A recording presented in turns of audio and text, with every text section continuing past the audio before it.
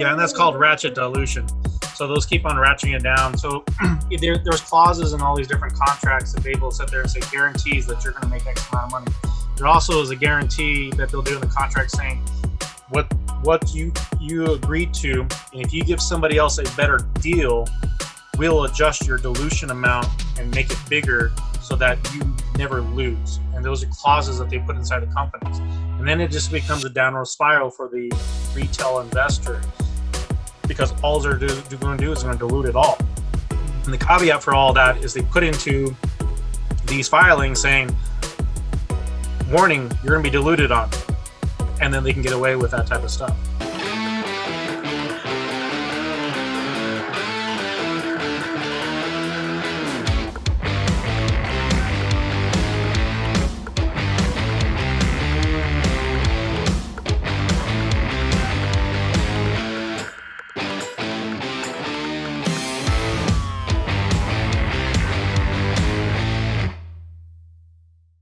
Welcome to the SteadyTrade podcast with me, your host, Stephen, and Kim and Curtin, co-host.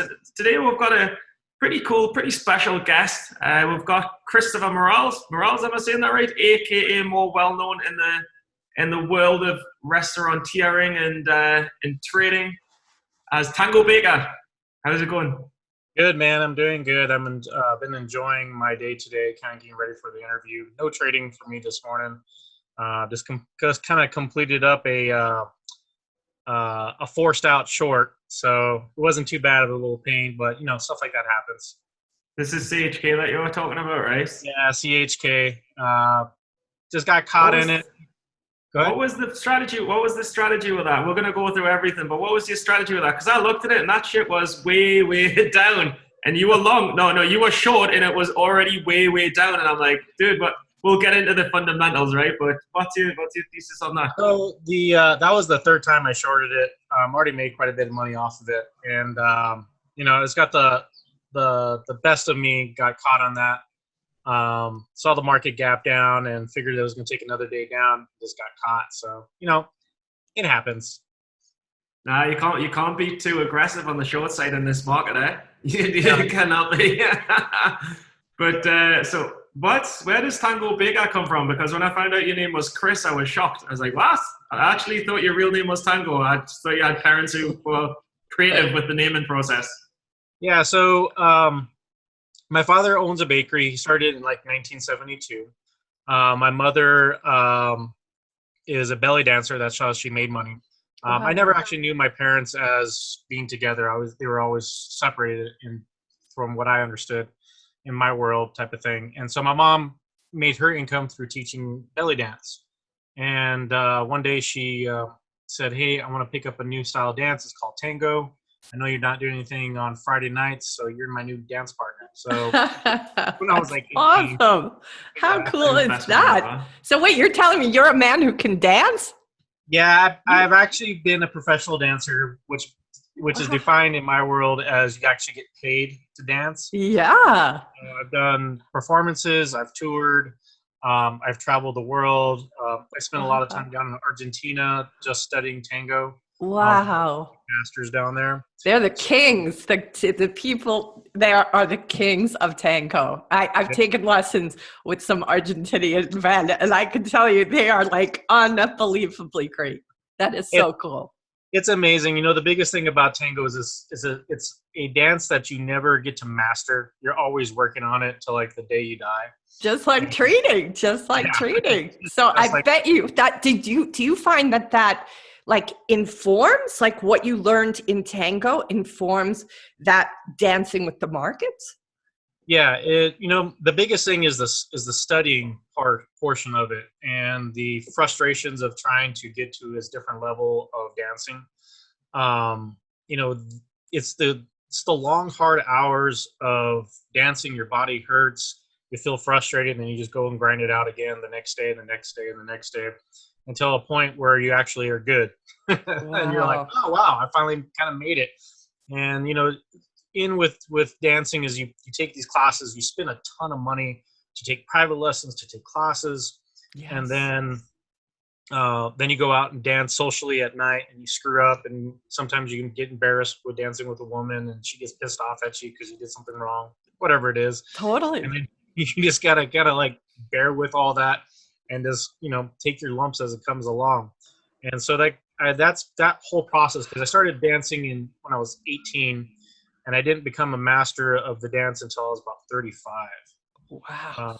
So that's a very long process. A lot of dancing. There's hundreds of hours with it, and talking about thousands of dollars in private lessons and classes over the years. It's a very difficult dance. Wow. And did you find that did you realize at the time that was a discipline that was going to inform your whole life, not just trading? Like, did you realize how intense it was early on? 18, you're pretty young. So, being young and kind of not understanding the whole concept, just trying to understand what you see on like dance videos. You're like, I want to be able to be that type of dancer. I want to be able to do those types of moves. And, as you go down the rabbit hole of trying to get that journey in place, down the road, you finally go, well, damn. It took a really long time. I taught dance for about 5 years too. And so it's, just being able to try to teach the dance and frame what's inside your mind to your students takes quite a bit. And trying to get men and women to truly understand the roles of what a woman is and roles of what a man is, and how they have to have a conversation. The thing about tango dancing is it's not like a country two-step or the waltz or anything. The thing about tango, it's an active communication between two different people. And you lead a move, the lady follows it, the lady does something, you follow her, and it's just this active thing happening. So every single dance is improv. yes. There's no like, you can't get back to it. It's every improv, every dance is unique, and depending on your dance, sometimes the whole room just melts away. It's just you and her, and sometimes the whole room is just crowded, and you just can't get away from that person. So. Absolutely. And Stephen, I know you have questions, but I just have to tell you this: the Argentinian dancer that I took my first lesson with, he told me American women are the worst students because we don't know how to follow. We always want to lead. And my entire lesson was learning how to surrender and not take control. And, of course, he was in New York City, so we were all American women, but that was our biggest stumbling block, was allowing him to lead the dance. So it was quite a lesson in my ability to completely surrender. So it's a very difficult thing to be able to learn how to surrender that way. As a leader, originally in the 1920s, when you became a leader, you were never allowed to dance with a woman, ever. Wow. You had to dance with another man. And so you had to learn the two roles of leader and follower. And then you had to get to a certain level before you actually could go out and you could actually ask a woman to dance. Wow. And so through my time of learning to become dancers, I also had to learn how to follow and how to just kind of release that and just be in that moment. So there's a lot of things that go along with the brain and be able to understand that type of thing. But there's also a peacefulness and to be able to surrender and to be able to follow somebody who's being the leader on it. So for sure. It was a beautiful lesson for me, just because of the culture differences. American women, we do have a different cultural upbringing, and you can see that I think it can get in our way sometimes, and it certainly can get in your way if you want to be a good tango dancer. So anyway, but I imagine, how do you apply that towards the markets? I mean, in a way, going into the market is a bit of a surrender. It is. It's a surrender of being in control of it. I mean, the only thing that you can do in the markets itself is you can set up a plan, you can set up an idea, you can set up a thesis. But when it's wrong, you have to surrender to the fact that it's wrong and that you're wrong. Your whole thesis is wrong. So if you can't be able to come to terms with that, that's where you're going to have a lot of troubles inside the market itself. And so, you have certain aspects that you can control. But there are certain aspects you can't control. And at that moment in time, that's where you have to be able to let go, And it's kind of like goes along with my loss this morning. It's CHK. I got the call in yesterday saying, hey, we're going to liquidate your account if we can't find borrows. You have to be okay with that moment in time. Sometimes things happen where you do get upside down and you do hold it for a little bit longer periods because your thesis is pretty much right. And literally I got closed out 15 minutes till market opens, and then the market opens and the tank totally stops, just dropped. And I've been like, totally fine. But, you have to be okay with that. The market's unforgiving. Yeah, something just crossed my mind, which I know that we've had the conversations over Instagram that we've had with BS together over in different countries, but on Instagram, and it was really prominent that we both identified as traders, and we identified the beauty of the game of trading. But I'm just thinking, I mean, you've been a master of Tango. You've mastered the fundamentals of trading, and you've applied it to real life trading, which we'll get into. But you've also mastered the restaurant business, and we'll get into that. But what is prominent for me is I think back to Roland Buffett. He was like the master of fucking taekwondo or whatever he was doing. He mastered football, and I start to think: is our identity as traders, or is our identity just extraordinarily driven people at whatever the craft is that we pursue? Mm-hmm. That's where it comes down to like passion. The passion of something that you take on is something that you feel hungry for. I mean, anybody who wants to read SEC filings is out of their damn mind.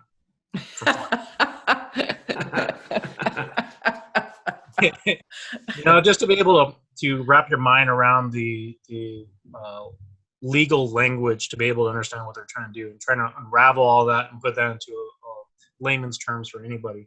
But you have to have passion about whatever you're going to do and whatever project you're going to be able to take on.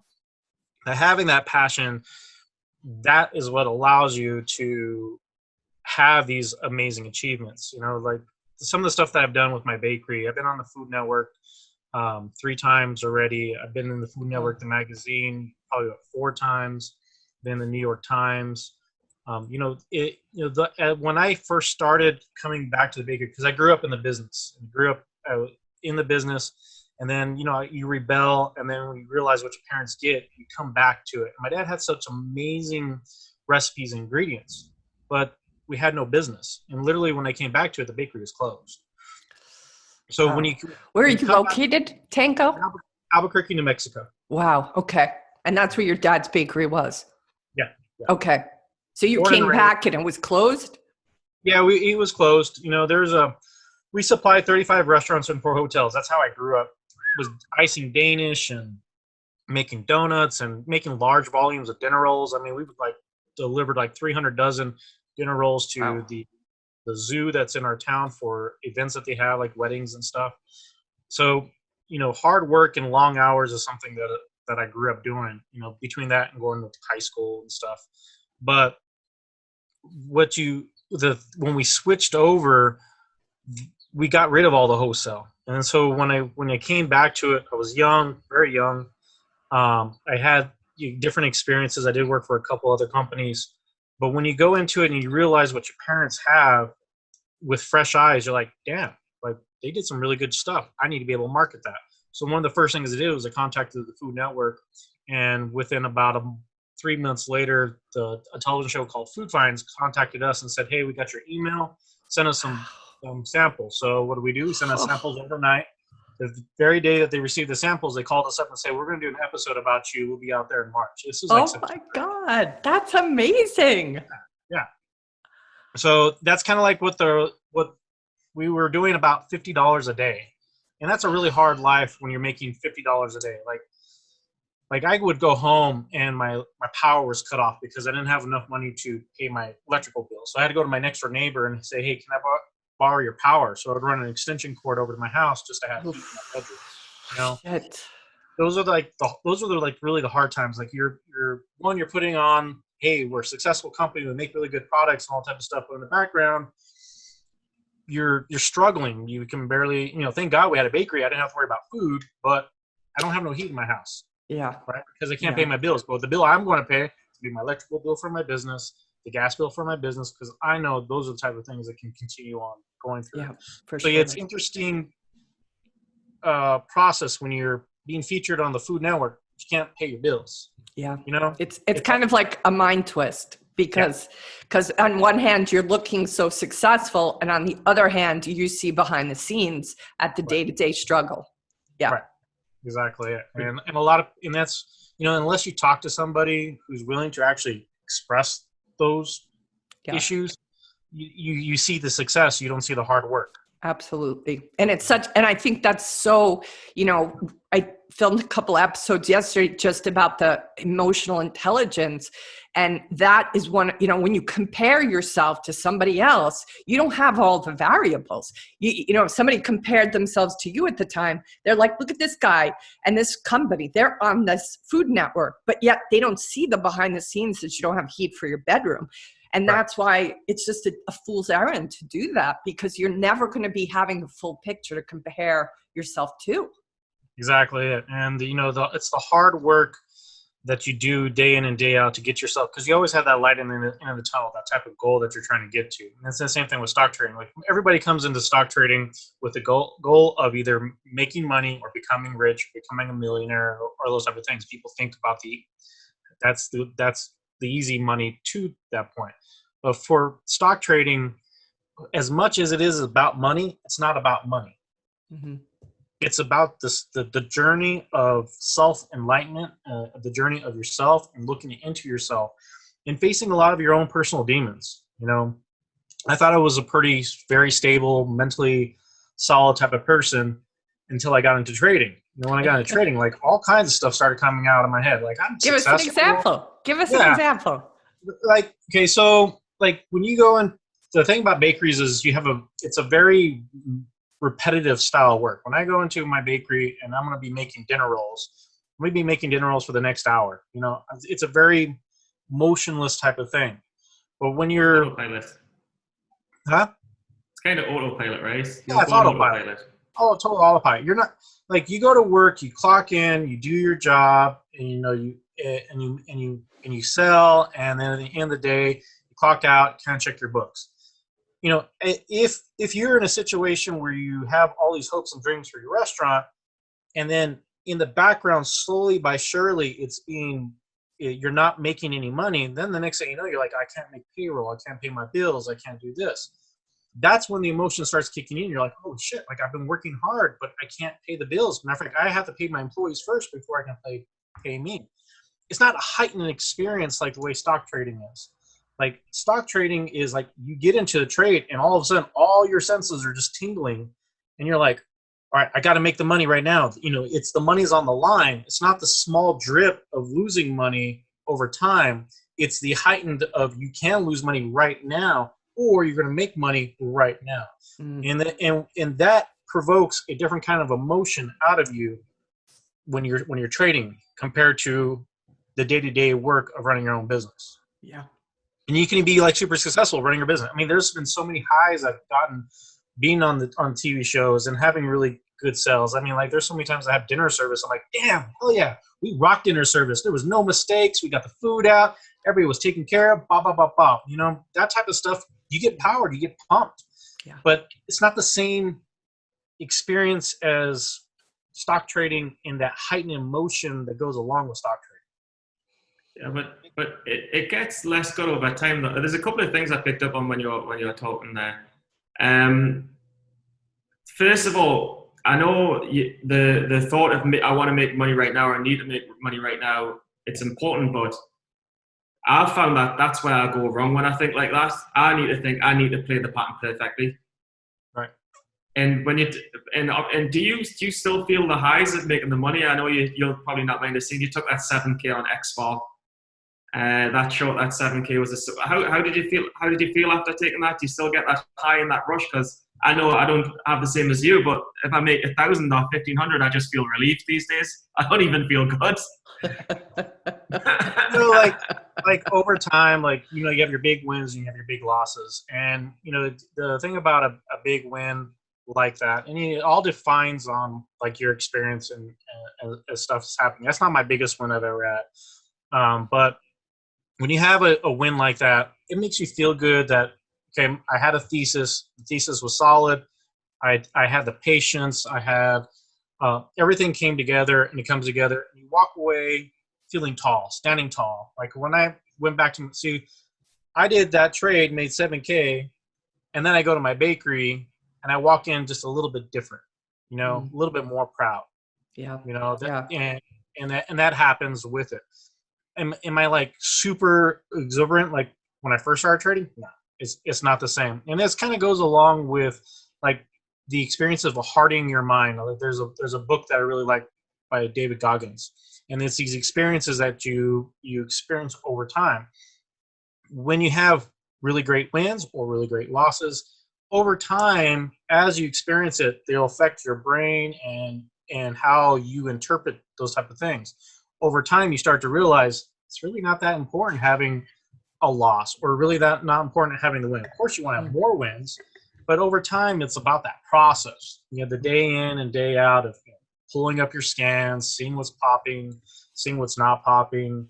That whole ritual that you do every single day to look for the next trade.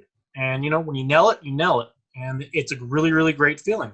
And when you don't, hopefully that your losses are very, very small, and you're like, okay, it didn't work out. Which was a lot different than when I first started. When it didn't work out, man, it hurt. But when did you start? When did you start?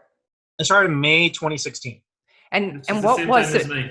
What, really? Same time? Same time? Yeah. Oh, I didn't know that.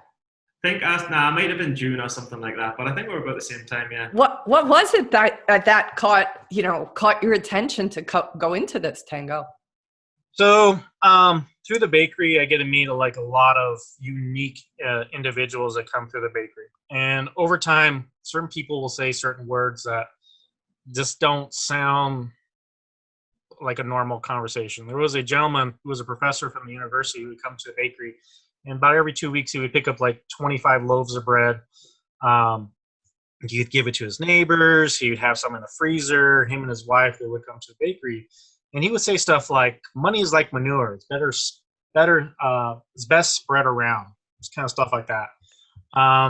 And then he had like a whole bunch of little different types of sayings. And I was like, oh, okay. So, I get to know him. I was like, what were you a professor at the university? He goes, oh, I was a professor of accounting. Oh, that's pretty neat. And then him and, just that whole neighborhood type of thing, you become friends with your customers. And they actually took the step over to become a friend with my grandmother. And my grandfather passed, and they said, hey, Miss Morales, would you like to go on a cruise with us? And she goes, well, I don't really have the money. And she goes, no, don't worry about it. We cover it all. Wow. It's those type of things. You're like, So one day, his name was Mr. Yeagle. So Mr. Yeagle comes to the bakery, and he says something about some stocks that he was interested in. And then his wife, Mrs. Yeagle, comes up and says, psst, don't let him fool you. He's really good at it. What do you mean by really good at it? Yeah. So she explains to me, and over time, I find out his portfolio and what he did from when he was a young man. And interesting enough, he looks like Warren Buffett of his resemblance and the way he talks. And so he did average cost investing. When he passed away, he was worth like $30 million. Holy mackerel! Yeah. School teacher salary. That's the thing to think about. It was a school teacher salary. He wasn't a professor at the university for all his life. He was a school teacher. Wow. And on school teacher salary, investing on average cost investing with dividend returns and compound interest, that's how he built his fortune. And since he was a retired professor, he said, hey, asked him, was like, I never asked him for money ever once. But what I wanted to know was like knowledge. And so he actually bought the Wall Street Journal for me, and he would get his articles and he would sign them, put a signature, not signature, but circle them. And then he would mail them to the bakery, and then these are the articles I would read. And then he pulled the Wall Street Journal and showed me how to read the numbers and how to evaluate companies. And then he showed me how to write a regular check to buy your stock. Wow. Nothing digital. None of this was digital. It was all paper. It was writing checks to go buy your stocks and how to start that all up. And when was that? What year was this? See here. So I think I met him in 2007, somewhere in there. Wow. So even though you didn't get into trading till 2016, back in 2007, you're getting some kind of a entryway into the fact that this exists and that there's another way to make revenue for yourself. It is. And to be able to, I did it on small terms with the bakery. The thing, my focus was the business only. And so because of that, once when I saw Timothy Sykes's video, I saw it on Facebook, and it was the Harvey commercial that he was on. I forgot. Oh yeah, Steve Harvey. Steve Harvey. There we go, Steve Harvey. So I don't know how I'm not even American. I don't know how I know that, but anyway. So seeing the Steve Harvey, with the way with Mr. Yeagle did it, it was like he started when he was 16 in investing, so he had time. So I didn't have that kind of time. I invested in our business. I invested my time and energy into the business. So for me to be able to make up lost time, I saw day trading as the possibility to make up for lost time and to be able to create a portfolio like he did. Did you know that you'd get it? Did you know when you started that you were going to get it? Did you just think, no, that I'll never fail at this? Or was it more speculative, or I'll make it and I might not get it? I was kind of thinking on the long term. So for me, my education, I was always in special ed, so I've always had learning disabilities. And so I knew that for me, I would have to work 10 times harder than anybody else. I knew I'd have to spend a ton more time on it. I know that if anybody was going to get it, people could get it faster than me, they probably would.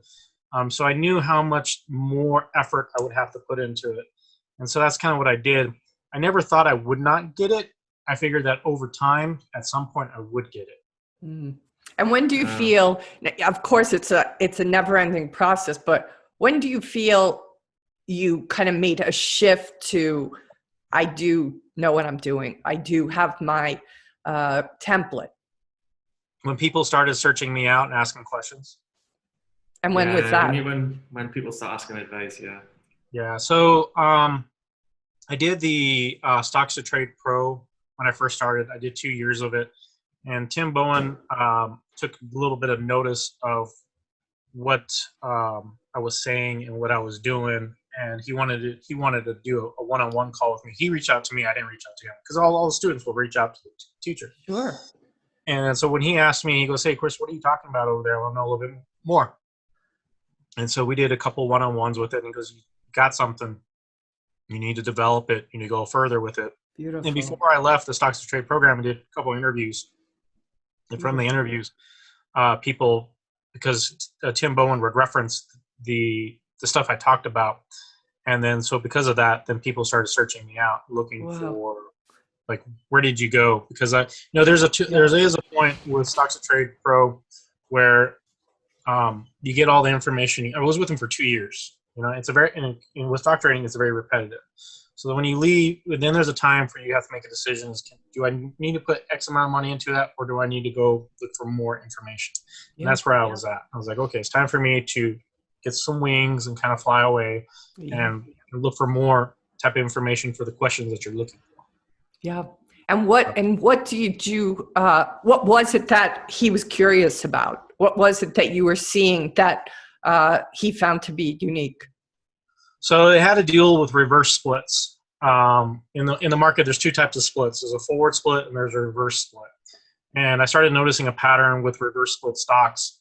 The company was SSH, which now is Chefs, that really sparked kind of the interest of what goes on with splits and why does a company does a split. And that was kind of like the rabbit hole that I was searching for. So the next portion of it, which was very interesting, it came across of it like in November of 2016.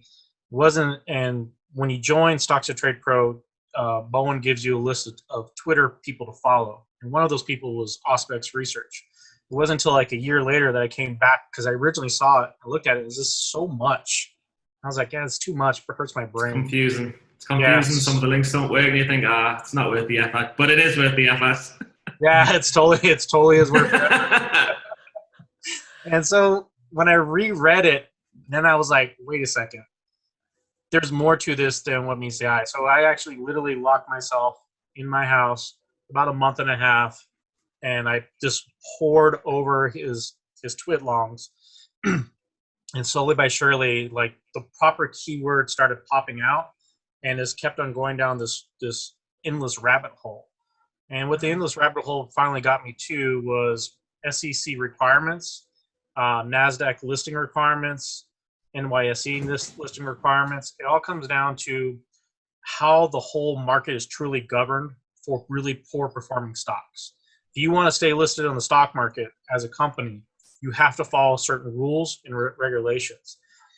So you, as an owner, like for me, like if my bakery and I knew that I was going to get delisted for whatever reason, I'm going to do whatever I can to stay on the market, because I know by staying on the market, that's where I'm going to get my money from. Yeah, totally. Right? But there's certain rules you have to follow. Once you understand that framework, then you understand I call it underlying currents of what's happening in all these stocks. It doesn't matter what industry they're in, they all have to follow the same rules and regulations. And by understanding those rules and regulations, you understand the currents that are controlling the stocks and the games that these guys have to be able to do to be able to make their company grow. Like for my bakery, if I was in trouble like they are, I would do absolutely everything to be able to save my company. Everything. Yeah. You know, And they do. And they do. And one of the things that you said to me, which really resonated, and there's two things. The first thing is, it's not about the what is happening, it's the why. Because if you understand the why of what a company's doing, you'll be able to be one step ahead of everybody else in what they're doing. And the other thing that stuck with me is the retail traders, us retail traders, we don't realize that we're just pawns to these companies. They're just using us to fulfill their mission. So the sooner that you can figure out what they're doing, the faster that you can join them in their game and win with them instead of losing against them. That makes sense, right? Exactly. That's the biggest keys. You, like anybody, I don't care how much money you have. You can either have, $5,000, $500, $25,000, $100,000. No matter if you have $3 million, you're not going to have as much money as these guys have to be able to do the jobs that they've been able to do. You're never going to be able to, if a company decides to start diluting, you're not going to have enough money to push up against it. It's almost an impossible thing, and you're going to end up losing no matter which way you look at it. Same thing with them wanting to get that stock price up. If they decide, and they pre-plan this, if they decide to short their own company with large amounts of shorts, what does a short become when they have to get out? They become a buyer. So there's a thing called a bid support, and they will actually short their own company so they can create their own bid support with shorts, so they can step it up to create their own short squeeze, which one then will create volume to just skyrocket. Over the last 2 weeks, I saw one company do that, where they were able to do like 4 million shares traded in less than 5 minutes. Wow. Did you just say companies will short their own stock? So the company that they own will bet that they will fail in an ultimate manipulation just to bid it up. Bid it up and squeeze everyone else who's also short. So they'll make money on the way down and the way up, basically. Yeah, they make money on the way down and on the way up. Exactly. So like the private placement companies who are responsible for getting the money to these companies. And part of their contracts that they'll sign, they'll sit there and say, we will do bid support to be able to, and it's legal, 100% legal. The SEC sanctions it. So what they'll do is they'll allow them to short their own stock to create bid support. And you can Google it, not Google it, but Control F, find it on BAMSEC, bid support. And if a company has that in their contracts, they can actually literally do it. But Chris, let's step back. So, because basically you've got this reverse split theory, right? But we need to explain to the audience how the ecosystem works, how these publicly tradable companies who are hemorrhaging and losing money on a monthly basis, why they're using the reverse split, and how they're getting money from it. Because I think a lot of people don't realize how this process works. If the reverse split and then the dilution, and the reverse split and the dilution. So if you can explain that, it's going to help a lot of people. So let's think of it in the two parts of the tools. So one thing is, remember, is these tools that I'm talking about is not just for small companies. companies. They're also for big companies. Let's say for like an Amazon or an Apple. Apple will utilize a forward split, whereas a company performing really low will use a reverse split. And then sometimes you'll find companies who are doing really well, who have a $50 stock, and they will do a reverse split on their own because they have certain goals that they want to be able to achieve, certain fundraising goals they want to be able to achieve. So I want everybody to realize how much these tools we talk about is across the board, across the whole market. Big companies and small companies utilize this. So let's, for an example, Apple, which Apple did. They did a forward split because their stock price was so high that they wanted to reduce the price of their stock so that the common person could buy shares of the stock and invest in the company. That's one way a company can be able to get more investors involved into the stock, which also includes they get more traded volume happening on the stock. The more traded volume, the easier it is to be able to do fundraising on your company. So let's say you're you're a company who's struggling to be able to have interest inside your company. You're building a widget or whatever that widget is, and you need to be able to raise money. So what you'll do is, let's say your common shares outstanding is like 100 million. It's very difficult to get your price of your stock to go up when your common shares is like 100 million. And also a lot of people will use the term float. And there's details with that, but just in general terms, we'll just talk about common shares outstanding. So it's very hard for the stock to go up. It's kind of like when you're out of shape and you're trying to run. It's very hard when you're overweight and you're trying to run fast. It's a very difficult process. So what you want to do is you want to cut the fat. If you work out consistently, you lose the fat, over time you become a better runner, right? But what these guys will do is they'll do a reverse split. They'll reduce the amount of common shares, and by reducing it has a smaller supply pool out there. And so when they do the reverse split and they put out a news, the stock can run up faster. When it runs up faster, they will get a recorded snapshot of a price. And then they'll be able to utilize that price and apply it to SEC regulations. And then they will be able to go to a bank of some kind, like an HG Renwright, and they will sit there and say, hey, our price is this much. We have this much volume. What kind of money can you give us? And they will sit there and say, okay, well, based upon your volume, based upon your price, we'll be able to give you X amount of money. And then that's where dilution comes from. And then they'll sell the shares and they dilute it. Now, what they do when they sell shares is there's a treasury within the own company itself. In that treasury, they'll decide we are going to make 100 million shares available to whatever, employees, stock options, whatever it is, to be out traded. They'll take that treasury and they'll hand it over to a certified company who is legally allowed to sell their shares. So when they do that, they sell the shares, they raise the funds and say, okay, we need $30 million for you guys. Here's your $30 million run your company, but we're going to take a percentage of that, and that's our fee for getting you money. And that's kind of how that all works. It's all about survival of company and how they can pay their bills. So if they're building a widget that has no sales, but they're in the development mode, they can actually do that by that process. Amazon, if you look at their SEC filings from way back when, that's exactly what they did, and that's how they financed their company all of these years. No, but Amazon can do it really. Amazon can do it really easily because they've got so much volume. They're like, you've said it before, they're like a walk and talk and ATM. They can just dilute little in the volume so high every day that they can constantly raise money. It's fine. The trouble comes when you get these penny stocks who need the money even more, but they don't have the volume to dilute the ATMs. And that's when the sketchy kind of stuff happens. That's where the PRs kind of come out of it, right? Yeah, so what will happen is these companies will sit dormant for months, years, they'll sit dormant. That's all they do is they sit dormant. There's no volume. There's maybe like 10,000 shares traded, something along those lines. So what they want to do is they want to be able to get some type of news achievement. Like, for example, if I was on the Food Network and I'm going to put out a PR, hey, I got featured on the Food Network, everybody's going to speculate and going to jump in the stock and think my company's worth so much money. So that creates a volume, and that volume comes in.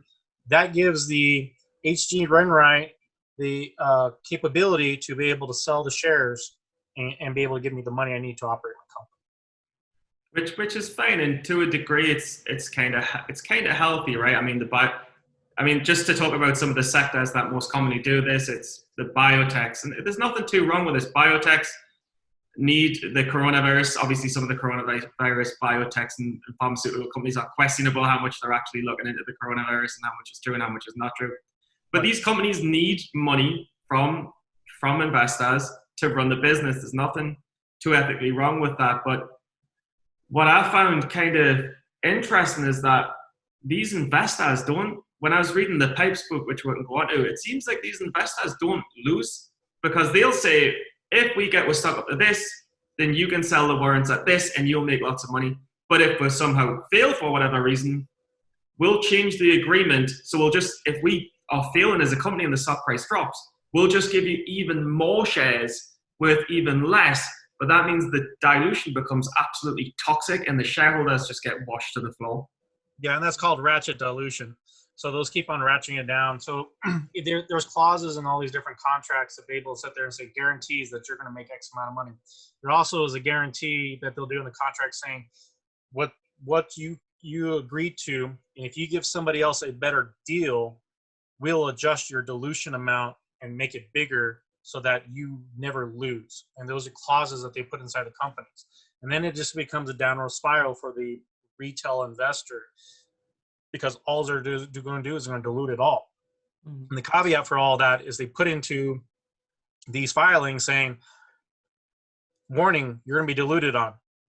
And then they can get away with that type of stuff.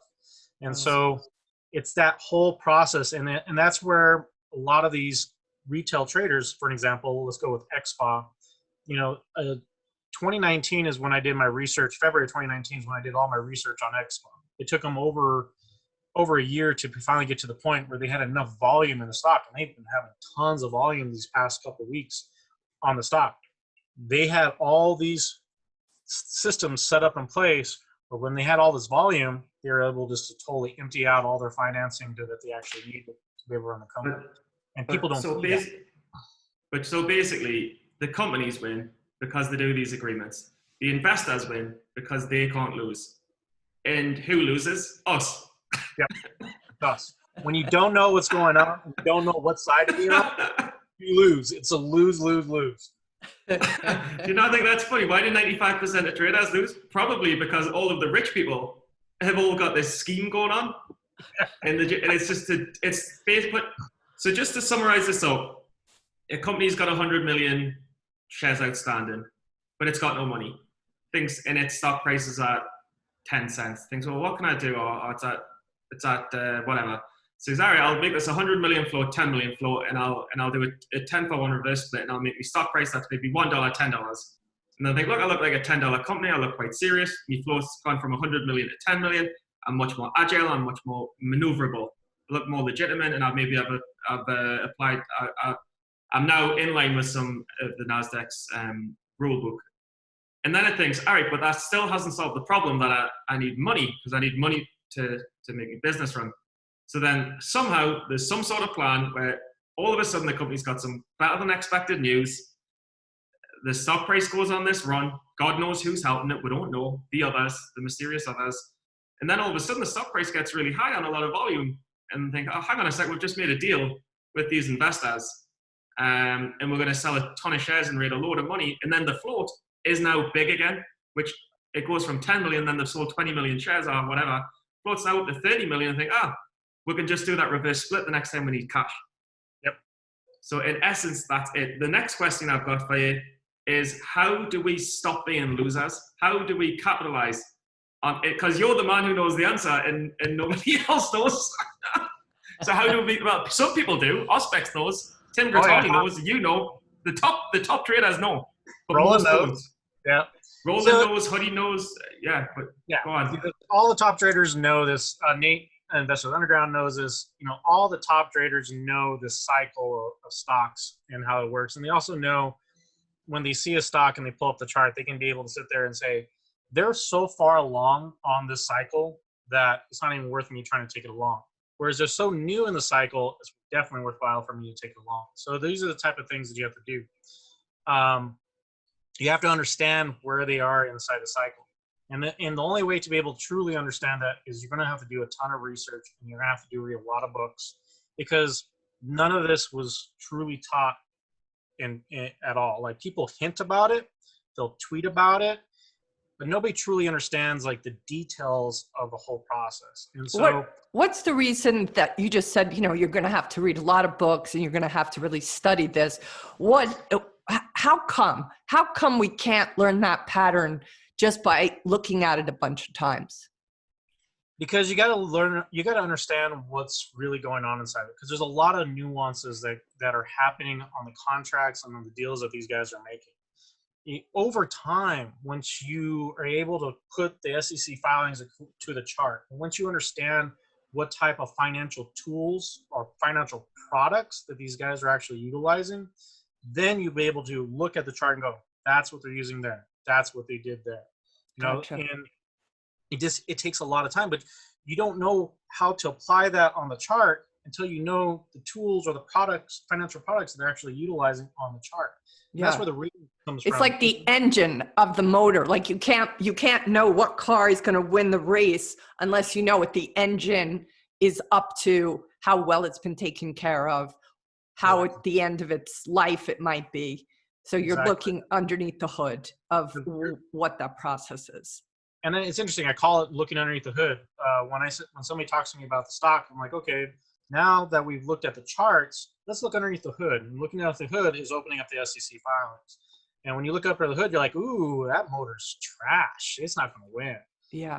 Or you open up the SEC filings, you're going, holy moly, that motor's brand new. It's spanking. And this goes going to kick everybody's ass. Yeah. So, I just saw Ford versus Ferrari. So this is where my metaphor is coming from. And I was fascinated because there were just so many moving parts or pieces that had to do with that run and that race that you would never think should have anything to do with a car race. And yet all those little secret things happening behind the scenes had such a big impact on, even just that door that wouldn't close for him in the beginning. Like that, who would have thought to check the door? They're all looking under the hood. It's like, I don't know. I just could see that seemed applicable to all that I'm trying to learn here. So yeah, and it is, it's like small little details of the things that are going to trip you up with this type of stuff. And by not even being aware, like this whole conversation makes people aware of there is more to this than what meets the eye. It's not just technical analysis, even though technical analysis, it's kind of like layers. You get done scanning the stock market, you see your stocks, right? You see the volume coming in and there's a pattern developing. But until you look underneath the hood, you don't know how that pattern is going to actually end up in the results of it. Once you look inside under the hood, you can be able to sit there and say, okay, I think the stock can actually be able to run. So then now it's time to start looking at patterns, all the technical analysis that's happening on the stock. Once you understand the patterns that you're looking for, then you can be able to take the meat of whatever the move that you're at. Whereas if you look at under the hood and you see all the volume coming in, you're like, man, this stock is just loaded and the motor is just trash. This thing is going to drop so hard. It's going to drop like a rock. Either A, you can sit there and say, I'm going to short this stock if you can find shares of short. Or B, you can sit there and say, it's just not even worth me trying to take long, not even worth trying to take 20% because I'm just going to get destroyed going long on it. And if I can't find shares of short on it, that's a pass. Mm-hmm. These are the type of things you kind of got to look at when you're analyzing that. And a lot of people think that they don't have time to do this type of thing first thing in the morning. Reality is, if you're rushing to try to get into the stock exactly at open, most likely you're going to get hosed anyways. So just take the time, do the research, let the pattern develop, wait the first 30 minutes. It's a lot of time to look into SEC filings, especially if you wake up early enough to look in the SEC filings. Then you can be able to sit there and say, okay, it's gapping down, but I think it's going to be able to catch, it's going to rip, and it's going to take all the shorts out. Those are the type of decisions you can make when you're informed of what you're really looking at. You spoke earlier about having struggled with the learning disability. I'm so grateful to you that you're be willing to say that out loud because I think part of what people hold, part of what holds people back from letting them even begin to consider trading is they don't think they're smart enough. And, even myself, I've had hesitation because I'm like, oh, I have to read everything first. I have to understand everything completely first. So what would you say to people who are thinking about trading, that are watching this, that are very new in their journey, who may have learning disabilities, who may have other kind of hindrances? Maybe they didn't do well in school. Maybe they've struggled with other challenges in their life. What do you think they need to ask themselves before they make the decision to do this? Where could they stop themselves, and where is it appropriate to stop yourself? So let me kind of reverse a little bit back and give you a little bit more of a history of my mental development. Yeah. When I was young, when everybody went to recess, I was the kid stuck inside the classroom and we're just trying to learn how to read, type of thing. I remember crying quite a bit, being so frustrated not being able to do stuff with education and be able to do like basic simple math. My mom thankfully also got her degree in education, and she became like a tutor for me. And her thing was on arts, considering she was a belly dancer, and she was able to really work with me on it. But as your parent, you also kind of you fall backwards to it, and a lot of self-pity type of stuff was in my head. And even to this day, I have a little bit of self-pity for myself of how come this is not right, or how come that's not right, and I kind of beat myself up in my head. And one of the things I have to remember is that you've come a long way. Just the fact that people looking for me for SEC filings and looking for me for my knowledge kind of reaffirms that I'm not stupid and I'm not dumb. It's just I have to learn in a different way, and to be able to go about this. And there's one thing about this path of stock trading: there's no right way to go about doing it, and there's really no wrong way to go about doing it. As long as you're consistently trying, and it almost feels like you're banging your head against the wall over and over and over again, and then that's what makes you want to look for answers to be able to do this, because you want it so bad. You kind of like look at your life and you're like, man, if I only had more money, this would have been easier. Or if, like in my situation, if I had more money, I could buy that right baking equipment that would be able to take me over the top. Yep. It's those type of things that saying, well, only if I had. And the answer is you do have it all. It's just that you don't know how to go about finding it. And that's where like the research type of stuff comes through. So, when I got done with high school and I got into college, I didn't want to be labeled as that special ed kid anymore. And so I jumped into college and tried to do reading and writing and math, and I just kept on failing. Like I got to the point where this counselor was saying, look, this college may not be good for you, and you may need to do something else. And so I finally decided, all right, I'm going to pull out my I'm not sure what to call it at the moment, my crutch. I'm going to pull out my crutch. So I went down to the local school and I said, hey, can I get my file of what I deal with in my head? And so they said, sure, you can, you're old enough now, we'll release it to you. So when they handed me the file, I shit you not, it was probably about that thick Wow. of evaluations and challenges that I've had and how the different ways they had to go with me. And then I took it over to my university and handed it to them and said, look, this is what I'm dealing with. And so then I was able to get special considerations to be able to actually get my college degree. Like a couple classes were just written off because I just will never be able to pass them. It's just how my mind actually works. So they signed off on a couple of them and just gave me, said, okay, you got close to the grade. There you go. Yeah. So that's a hard pill to kind of swallow. But I can't help but notice that how your mind works was also smart enough to say to yourself, let me go back and get my original file and use that now to give myself the leverage I need to make up for those little holes.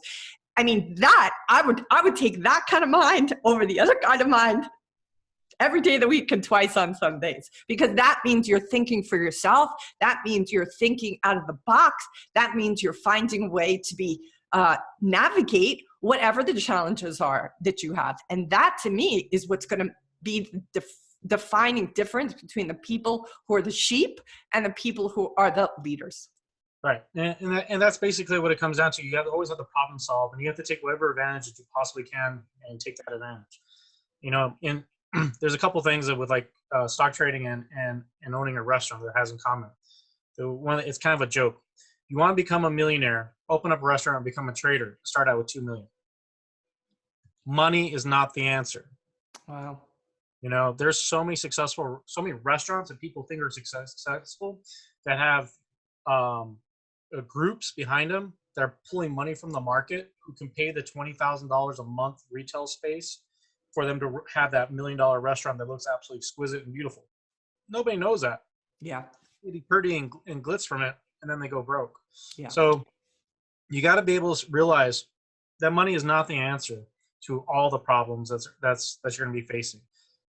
It's going to be your hard work, your determination, and your problem solving skills to actually solve the problem that's ahead of you. If your end goal is to become a successful trader and make $100,000 a year or more, then you have to figure out, okay, what are all my challenges in between that place? As much as it is about the money, it's not the money. It's about you and what you're willing to go through to be able to get to that point. Because there's been some times with this process, I've literally broken down and cried saying, why am I not getting this? Like, what is wrong with me not getting it? And you're like, you're seeing everybody else get it. You're seeing else running these big old giant numbers and making a ton of money. And they seem like they're getting it so effortlessly. In reality, nobody's getting it effortlessly. Everybody's just putting in the work, and they have to put it in the way that they work. So the mental strength I'm hearing is one of the things that has to be something a new trader or beginner trader has to realize they're going to have to develop. So what has helped you develop your mental strength and or that fortitude? So there's a book written that's called You Can't Hurt Me by David Goggins. It's an amazing book about becoming your own hero. And you got to have to realize that everybody's having problems. And especially a lot of men need to realize that you got to start becoming in touch with your emotions. You got to realize that that's an okay feeling. That sinking feeling is having your gut. That's an okay feeling. You also got to realize that high that you're having, that's another feeling. And you got to be able to understand what these feelings are telling you, because you're actually the conduit to your own trading. If you're having a sinking feeling, guess what? There's like 1,000 other traders who are having a sinking feeling.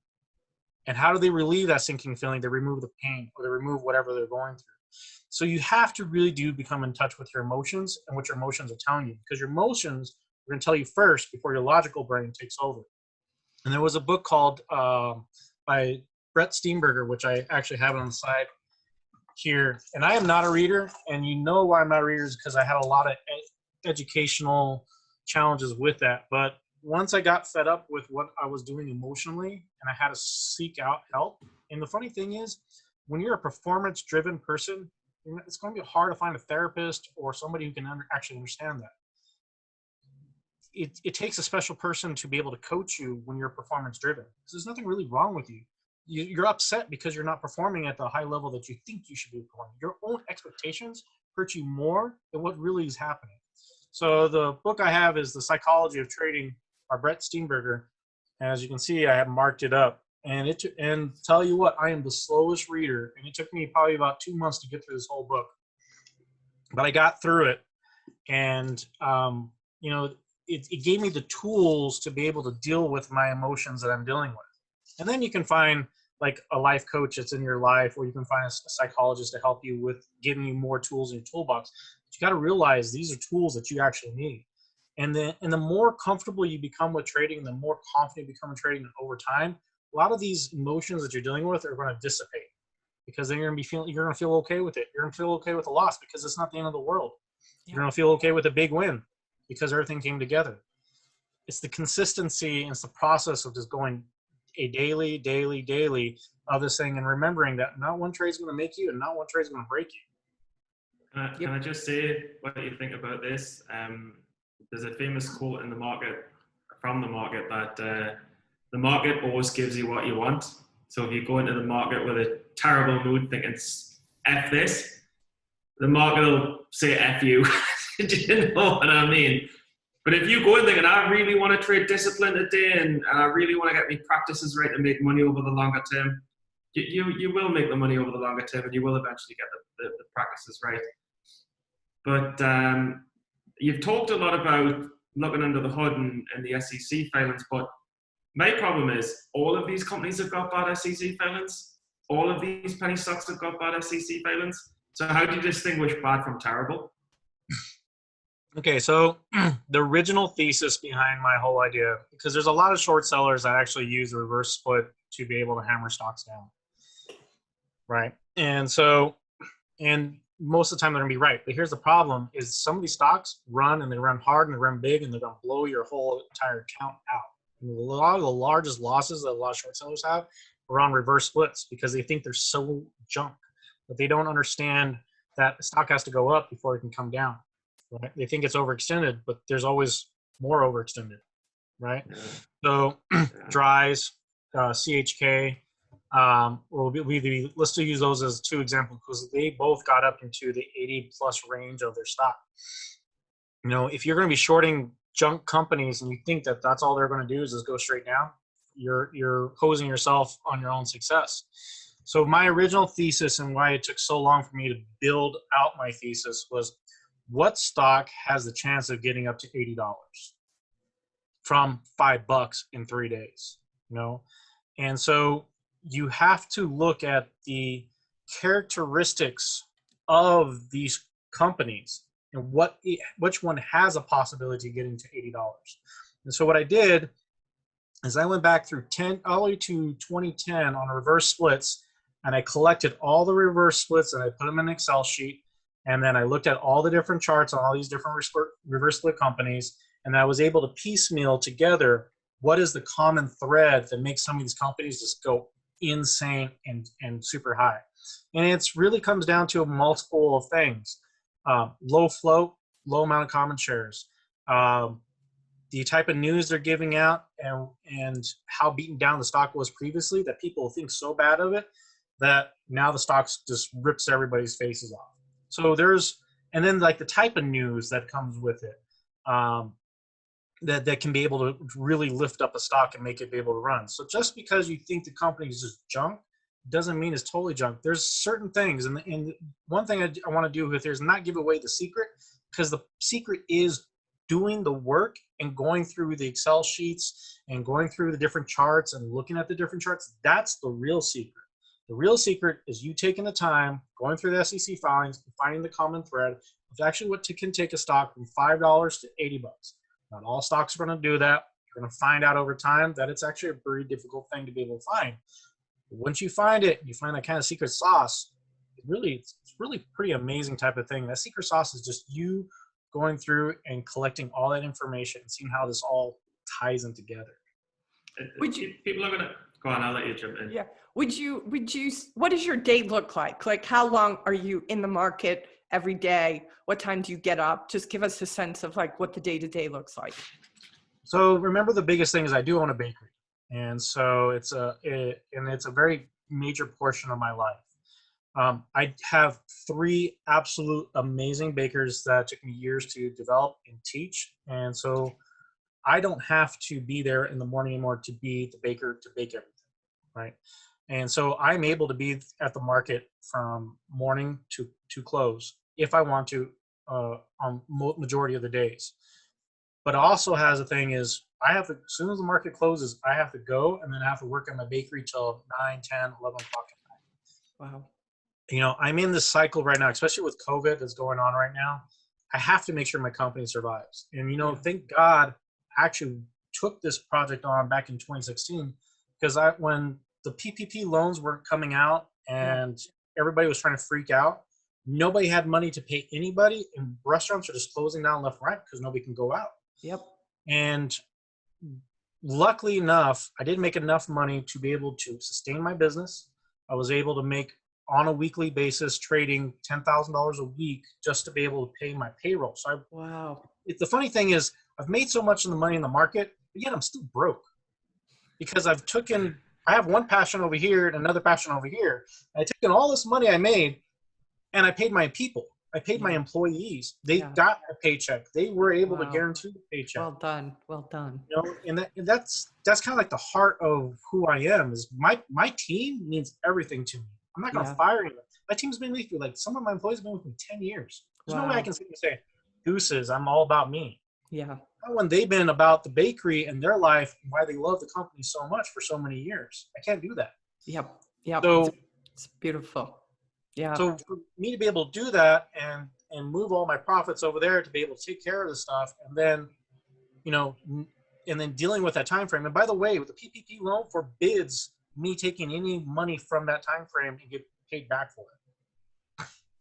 If I do that, I have to pay the whole damn loan. There's no way I'm gonna pay that whole damn loan. Crazy, crazy, Right? crazy. So, you know, that portion of my life, for that to be able to happen, worked out very, very well to be able to get to the point. So what is my life like?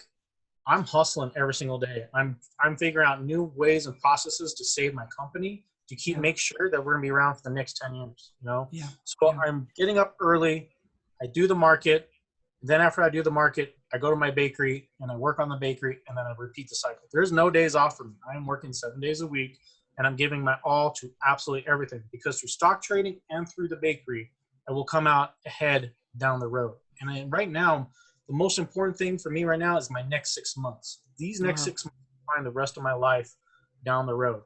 And this is the only thing I can be able to do, is grind it out, work hard every single day, and keep on reading. You know, like, here's one of the other books I just got, Mike Billafleur, The Playbook. You know, I need to keep on refining my trading stuff. You know, I should have never got caught in that CHK short squeeze. Should have never got caught in it. I was either too tired, my mind not right in the market. And I remember waking up, just kind of like stumbling in the market, watching it all dropping down, and I took the short where I should have never took the short out. You know, it's inspiring. You're inspiring, Tango. You really are inspiring. Just the hard work and the dedication. I mean, I really hear like there's just a certain level of commitment that you have that I don't know that most people have. And it encourages me to develop even more of that and to lean into that for sure. It's definitely a lifestyle. Stock trading is a lifestyle. You know, like I know so many of these successful traders, they're going on family vacations and looking at their phone. They're like,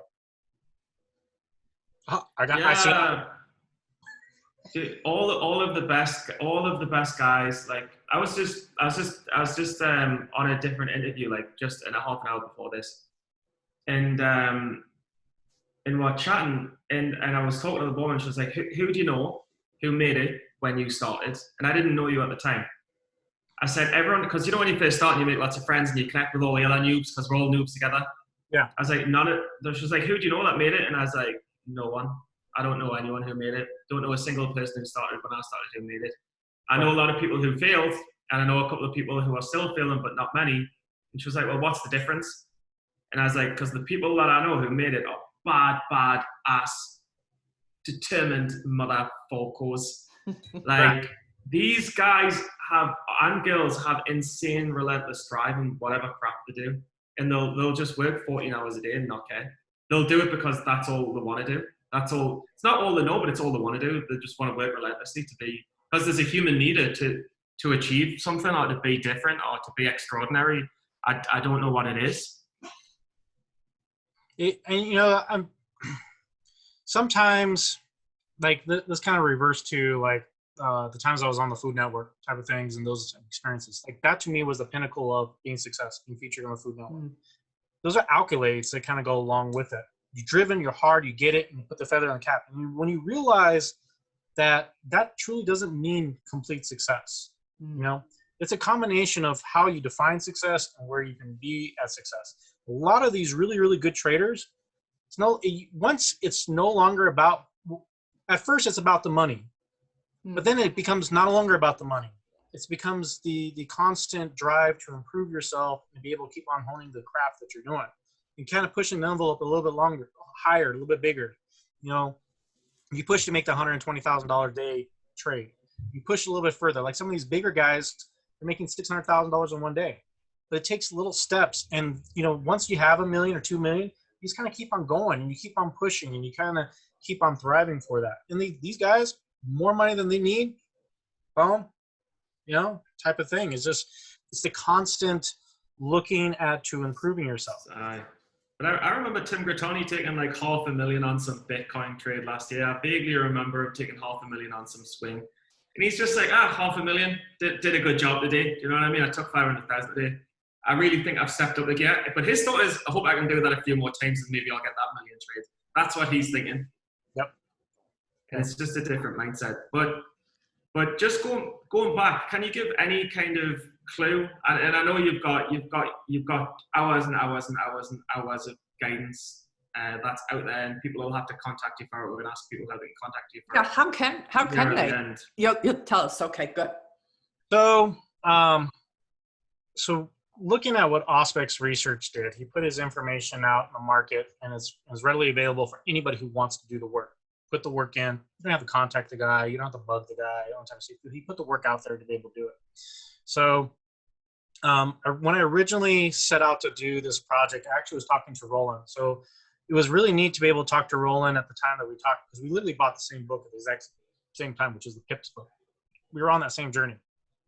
And I was like, he's like, you got a lot of good information in there. And I was like, thank you. I really appreciate it. I really like your DVD and stuff. And he's like, why don't you do something? I was like, really? I was like, yeah. He goes, so he gave me the kind of like the go ahead, like, because he saw something in me that made me say that he thought that I should try something with it and putting it out.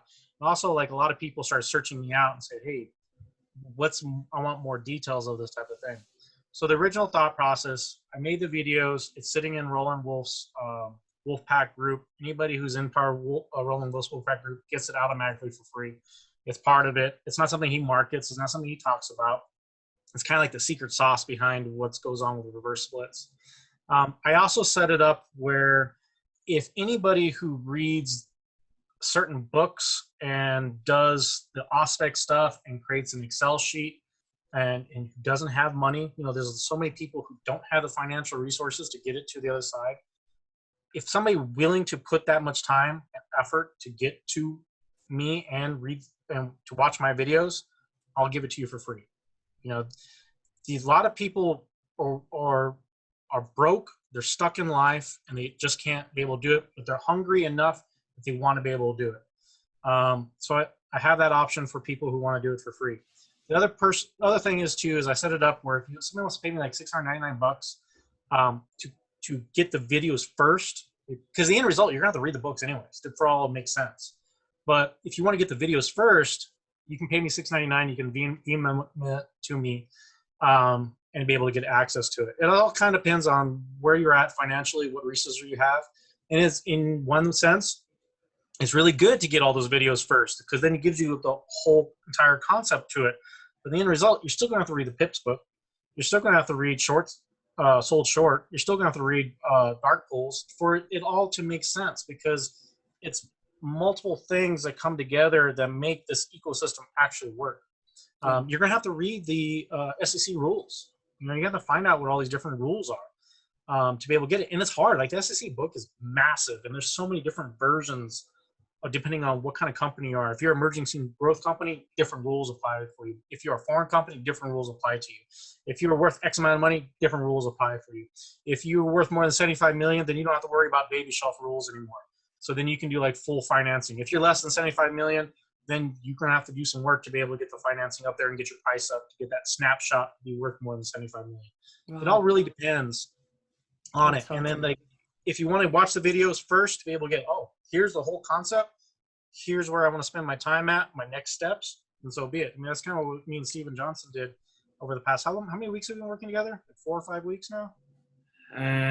Probably about 4 or 5 weeks, yeah. I had to eat breaks. I had a good week off where I could really study. And I mean, and even for me, I've gone through this stuff and I'm starting to piece it together, but it's almost like, it's like technical analysis is 50%, fundamental side is 50%. I'm really quite strong on technical analysis, like I get it.